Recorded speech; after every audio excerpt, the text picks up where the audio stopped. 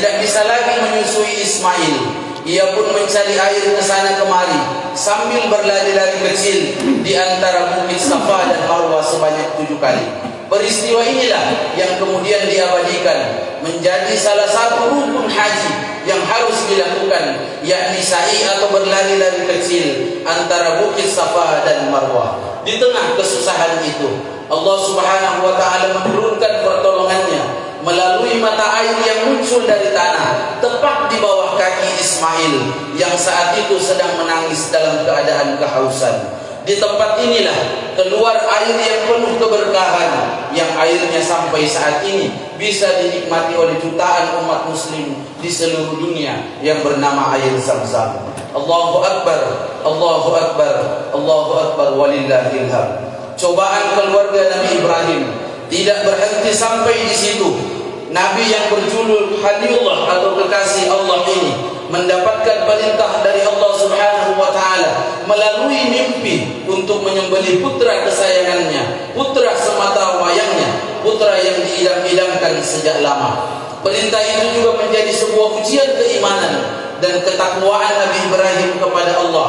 Sebelumnya dia pernah mengeluarkan janji bahwa jikalau Allah menghendaki Ismail untuk dikorbankan, maka ia pun akan melakukannya demi kepatuhan dan kecintaan kepada Allah Subhanahu wa taala.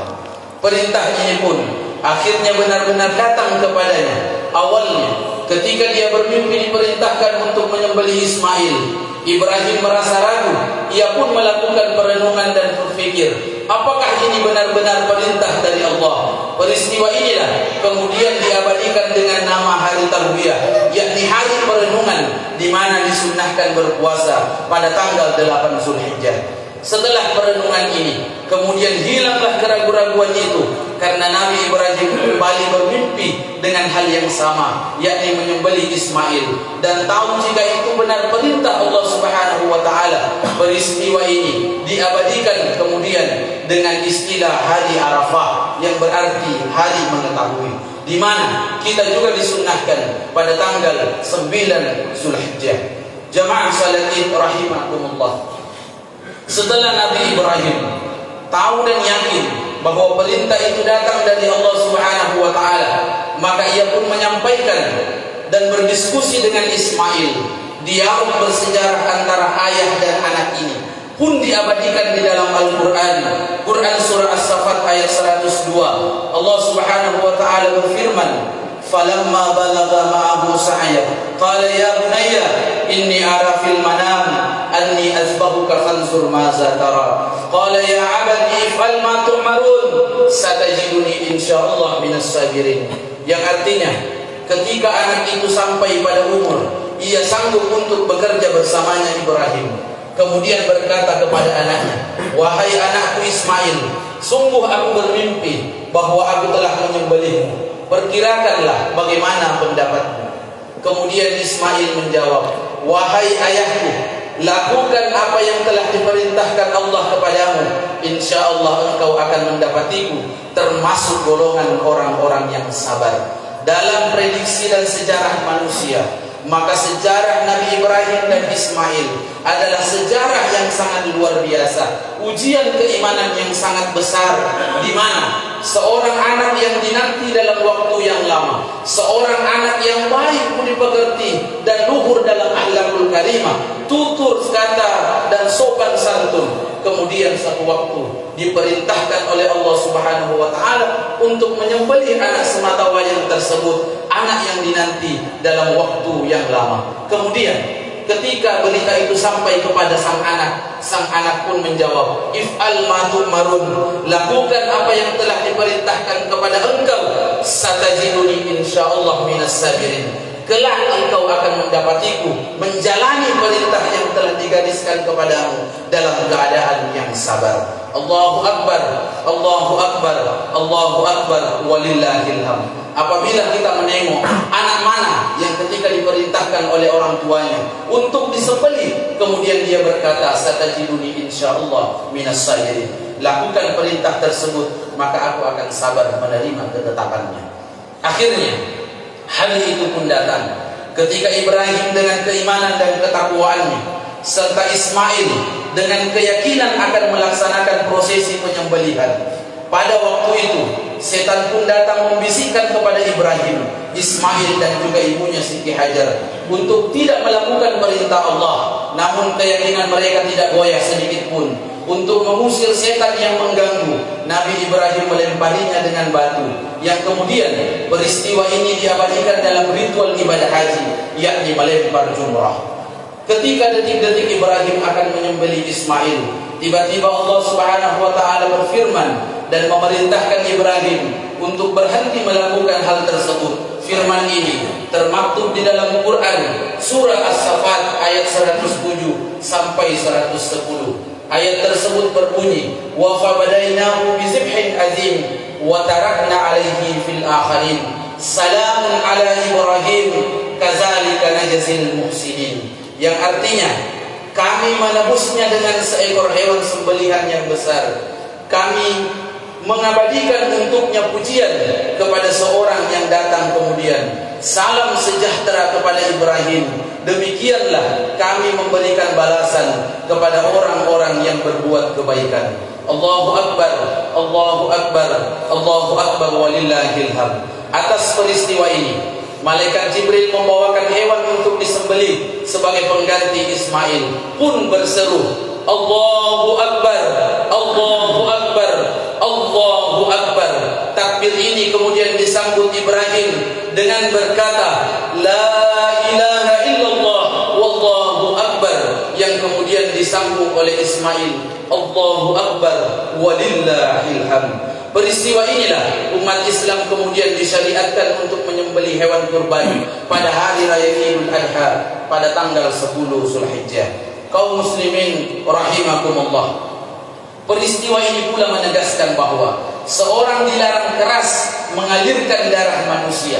Inilah kecintaan yang sangat luar biasa dan ajaran yang sangat mendalam akan kasih dan cinta yang diajarkan oleh agama Islam dan diwariskan oleh Nabi Ibrahim alaihissalam. Betapa Islam sangat melarang keras untuk menghilangkan nyawa seseorang apabila tidak dalam keadaan bersalah dan sebagainya. Jamaah salafi yang dirahmati oleh Allah Subhanahu wa taala, dari peristiwa bersejarah keluarga Nabi Ibrahim, maka kita bisa dapat mengambil hikmah dan keteladanan, dimulai dari keteladanan dan perjuangan seorang ayah yang sangat luar biasa mendedikasikan kehidupannya untuk mendidik anaknya dengan sebaik mungkin. Yang kedua, pelajaran berharga dari seorang ibu yang luar biasa yang rela ditinggalkan oleh suaminya, ditempatkan di tanah tandus dan gersang, bahkan tidak memiliki makanan. Namun apabila itu menjadi perintah dari Allah Subhanahu wa taala, maka ia pun dengan rela dan senang hati untuk menerima perintah tersebut. Pelajaran yang ketiga, belajar dari Nabi Ismail alaihissalam bahwa betapa seorang anak mesti dan harus memiliki kepatuhan yang sangat luar biasa kepada kedua orang tuanya. Allahu Akbar, Allahu Akbar walillahil hamd. Dimulai dari keteladanan dan perjuangan hidup sampai dengan keteguhan iman dan ketakwaan dalam menjalankan segala perintah Allah dan menjauhi larangan-larangannya. Kisah-kisah Ibrahim yang termaktub di dalam Al-Quran dan terwujud dalam bentuk ibadah sa'i, melempar jumrah, puasa tarwiyah, puasa Arafah, serta menyembelih hewan kurban, harus semakin meningkatkan keyakinan dan keteguhan hati kita dalam beribadah kepada Allah Subhanahu wa taala. Karena memang tujuan Allah Subhanahu wa taala menciptakan manusia termaktub dalam Quran surah Az-Zariyat 56, "Wa ma khalaqtul jinna wal insa illa liya'budun." Dan tidaklah aku menciptakan jin dan manusia kecuali untuk beribadah kepadaku. Allahu Akbar, Allahu Akbar, Allahu Akbar walillahil hamd. Jamaah salatin rahimakumullah, dalam menjalankan ibadah haji dan kurban membutuhkan keteguhan dan keyakinan yang kuat, karena harus rela mengeluarkan harta yang kita miliki. Jika tidak memiliki niat yang kokoh, maka haji dan kurban pun akan sulit untuk dilakukan. Untuk berhaji, kita harus mengorbankan dan menyiapkan biaya besar guna melakukan perjalanan yang panjang menuju Baitullah. Ditambah dengan kesabaran yang tinggi karena harus menunggu dan antri bertahun-tahun lamanya. Karena banyaknya umat Islam yang ingin menjalankan rukun Islam yang kelima ini. untuk berkurban. Kita juga harus menyediakan anggaran untuk menyembelih hewan kurban dan kemudian membagi-bagikannya kepada orang lain. Ma'asyiral muslimin rahimakumullah, namun yakin dan pasti bahwa sungguh yang mereka menjalankan perintah Allah dengan keteguhan dan kebaikan, maka tidaklah kecuali balasannya surga yang telah Allah sediakan. Al-hajju mabrur laisa lahu jazaa'u illal jannah. Tidak ada balasan yang pantas diberikan bagi haji yang mabrur kecuali surga Allah Subhanahu wa taala. Hadis riwayat Bukhari. Pada ibadah kurban, berbahagia dan bersenang hatilah mereka yang melakukan ibadah kurban pada hari ini, karena sungguh Allah akan mencatat kebaikan bagi mereka, bukan dengan satu kebaikan, namun setiap bulu hewan kurban yang ia persembahkan pada hari ini, maka akan dicatat setiap bulu hewan kurban tersebut satu kebaikan akan sampai kepadanya dan satu ampunan akan sampai kepadanya. Hewan kurban tersebut kelak akan datang di hari kemudian dengan wujud yang asli, lengkap dengan seluruh anggota tubuhnya, kemudian sebagai tanda amalan yang telah dia peruntukkan semasa kehidupannya. Allahu Akbar, Allahu Akbar, walillahil hamd. Jamaah Idul Adha rahimakumullah, semoga melalui perjalanan Ibrahim alaihissalam dengan istrinya beserta anaknya dapat mengetuk pintu hati kita untuk bertakarrub kepada Allah Subhanahu wa taala, dan semoga kisah dari teladan Nabi Ismail alaihissalam dapat menjadikan hati yang jernih bagi kita sebagai anak-anak yang akan kelak berbakti kepada kedua orang tuanya. Akhirnya, sebelum menutup khutbah ini, mari kita menundukkan kepala seraya berdoa kepada Allah Subhanahu wa taala, meminta ampunan, meminta belas kasihan, meminta seluruh pengorbanan yang telah kita persembahkan sebagai langkah untuk mendekatkan diri kepada Allah Subhanahu wa taala. Amin. Amin ya rabbal alamin. Ya Allah, ya Rahman ya Rahim, segala puji bagimu atas nikmat Islam dan nikmat iman, nikmat Al-Quran dan nikmat bulan Zulhijjah, nikmat keluarga yang kami miliki, harta dan kesehatan. Segala puji bagimu atas semua nikmat yang telah Engkau anugerahkan kepada kami. Ya Allah, sampaikan salawat beserta salam dan keberkahan kepada hamba yang agung Nabi Muhammad sallallahu alaihi wasallam beserta keluarga, sahabat, dan berikan cinta yang tak terhitung kepada kami agar sampai kepadanya dan kelak akan menjadi syafaat bagi kami. Ya Allah, dengan keridhaan-Mu dan dengan ridha-Mu kepada Nabi Muhammad sallallahu alaihi wasallam, kumpulkanlah kami bersamanya di dalam surga-Mu. Pertemukan dan kumpulkan kami bersamanya di dalam surga-Mu, ya Allah. Wahai yang maha menatap, wahai yang maha agung dan maha perkasa, ya Allah, wahai yang maha tahu segala lumuran aib dan maksiat yang kami miliki, ampunilah kami sebusuk apapun diri kami selama ini, ampuni sekelam apapun masa lalu kami, tutupi seburuk apapun aib-aib kami, ampunilah diri kami ya Allah. Tolonglah kami ya Rabb, bukakan lembaran-lembaran baru yang bersih yang menggantikan lembaran-lembaran kelam kami di masa lalu. Rabbana zalamna anfusana wa illam taghfir lana wa tarhamna lanakunanna minal khasirin. Ya Allah, ampuni dan selamatkan kedua orang tua kami. Darah dagingnya melekat pada tubuh kami. Ampuni jikalau selama ini kami pernah menzaliminya. Jadikan sisa umur kami menjadi anak yang tahu balas budi ya Allah. Rabb, ampuni kedua orang tua kami. Bahagiakan, muliakan sisa umurnya ya Allah. Jadikan akhir hayatnya husnul khatimah ya Allah. Kami mohon kepadamu ya Allah, lindungi kami dari kematian su'ul khatimah. Cahayai kuburan kami dan kuburan kedua orang tua kami. Kami benar-benar memohon ampun kepadamu ya Allah, serta jauhkanlah kami dari siksa kubur. Ya Allah, jadikan doa kami sebagai cahaya hati baginya dan cahaya bagi kuburan kami. Ya Allah, Engkau Tuhan yang menciptakan kami, Engkaulah satu-satunya yang berhak kami sembah. Kami hari ini datang mengetuk pintu ampunan-Mu. Hari ini kami hadir bersimpuh dengan peluh dosa yang melekat di tubuh kami yang lemah ini. Ya Allah, betapa kami sering lupa bahwa kehidupan dunia ini sangat singkat, hingga kami pun jatuh dalam kedurhakaan terhadap perintah-Mu. Ya Allah, ampuni kami. Ampuni kami jika Engkau menutup pintu ampunan-Mu ya Allah, kepada siapa lagi kami akan mencari ampunan? Ya Rabb, ampuni kami atas kehilafan dan dosa kami kepada anak-anak kami, kepada istri kami, kepada suami kami, kepada tetangga kami, kepada seluruh umat muslim, dan mampu memberikan kebaikan bagi mereka. Ya Allah, Ya Rabbana, berikan kami kekuatan dan kemampuan untuk menjadi orang tua yang terbaik untuk putra-putri kami. Hanya Engkau satu-satunya yang dapat memberi kekuatan untuk mendidik mereka dengan sebaik-baiknya. Ya Allah, jadikan anak-anak kami sebagai penyejuk hati kami, yang selalu mendoakan kami saat kami sendiri dalam keadaan di dalam kubur. Ya Allah, karuniakan kepada kami anak-anak yang mencintai Al-Quran dan selalu menghidupkan sunnah Nabi-Mu. Ya Allah, Zat yang maha mengabulkan doa, kabulkan doa kami, penuhilah permintaan kami. Kamilah hamba-Mu yang lemah, harapan kami hanya kepadamu. Engkau maha mendengar, Engkau penguasa satu-satunya yang hak, Engkau sebaik-baik pemberi yang diharapkan. Amin ya Rabbal Alamin. Rabb, balaslah kebaikan orang-orang yang telah berbuat baik kepada kami. Golongkan kami menjadi makhluk yang tahu diri dan tahu balas budi, ya Allah. Ya Allah, bukakan hati kami agar dapat merasakan keagungan-Mu. Jadikan kening ini menjadi kening yang selalu nikmat bersujud kepadamu. Jadikan mata kami yang selalu menjadi mata yang selalu akrab dengan ayat-ayat-Mu. Golongkan telinga kami menjadi telinga yang selalu rindu akan kebenaran-Mu. Jadikan lisan kami menjadi lisan yang terpelihara, yang selalu basah menyebut nama-Mu dan digunakan dalam kebaikan, yang dapat menjadi cahaya ilmu dan menjadi jalan kebaikan, kemuliaan bagi kami. Ya Allah, jadikan lisan ini lisan yang dapat berpulang apabila Engkau panggil, mampu menyebut kalimat La ilaha illallah.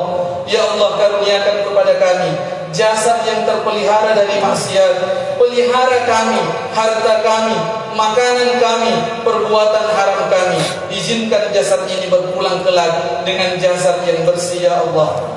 Ya Allah, karuniakan kepada kami hati yang bening, hati yang tidak pernah lupa kepadamu, hati yang tidak pernah kesepian karena teringat kepadamu, hati yang terpesona kepadamu, hati yang selalu tentram karena yakin akan jaminanmu, hati yang selalu kaya, yang yakin akan pemberianmu, hati yang selalu merasa aman karena yakin akan perlindunganmu yang maha kuasa. Ya Allah, karuniakan kepada kami hati yang merasakan indahnya cinta dan cinta kepadamu, ya Allah. Golongkan hari-hari kami menjadi hari yang penuh kerinduan, rindu ingin pulang berjumpa denganmu, ya Allah.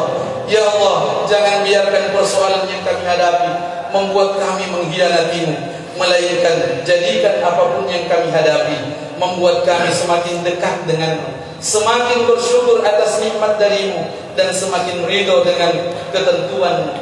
Ya Allah, jadikan apapun dari-Mu semakin indah dengan kesabaran dan semakin gigih dengan perjuangan di jalan-Mu. Rabb, andai suatu saat malaikat maut menjemput kami, izinkan kami saat kematian kami menjadi kematian yang sangat terindah dalam kehidupan kami. Cukupkan bekal kami, ya Allah. Ya Allah, izinkan kami wafat dalam keadaan husnul khatimah. Allahumma inna taubatan nasuha, Allahumma inna taubatan nasuha, Allahumma inna taubatan nasuha. Allahumma hawwin alaina fi sakaratil maut, Allahumma hawwin alaina fi sakaratil maut, Allahumma hawwin alaina fi sakaratil maut wan najata minan nar wal afwa indal hisab. Ya Allah, selamatkan saudara-saudara kami yang ada di Palestina. Teguhkan hatinya untuk berjihad kepadamu, ya Allah. Angkat derajatnya, ya Allah. Lapangkan kuburnya bagi mereka yang telah syahid. Karuniakan kebaikan bagi mereka yang masih hidup, dan berikan keselamatan serta kemenangan kepadanya, ya Allah. Amin, amin ya Rabbal Alamin. Ya Allah, semoga malaikat maut tidak menjemput kami sebelum kami sempat melakukan ibadah haji. Panjangkan umur kami dan rahmatilah amal kami. Beri kami sumber kehidupan yang cukup, ya Allah, yang Engkau ridau, agar kami dapat bisa berulang kembali ke tanah-Mu Al-Mukarram. Ya Allah, ya Rabbana, sebagai penutup doa kami pada hari ini, ya Allah, izinkan amal ibadah yang telah kami lakukan pada hari ini menjadi ibadah penebus kesalahan bagi kami. menjadi keberkahan bagi saudara-saudara kami. Terimalah ibadah haji kami yang telah berhaji dan hajikan kami sebelum Engkau memanggilnya. Terima ibadah kurban kami sebagai persembahan kebaikan dan penebusan dosa-dosa kami. Rabbana atina fid dunya hasanah wa fil akhirati hasanah wa qina adzabannar. Barakallahu li wa lakum fil Qur'anil azim wa nafa'ni wa iyyakum bima fihi minal ayati wa zikril hakim. Innahu huwas samiul alim wa qul rabbi was zikril hakim wa taqabbal minni wa minkum rabbi ghfir warham wa anta khairur rahimin. Allahu akbar, Allahu akbar, Allah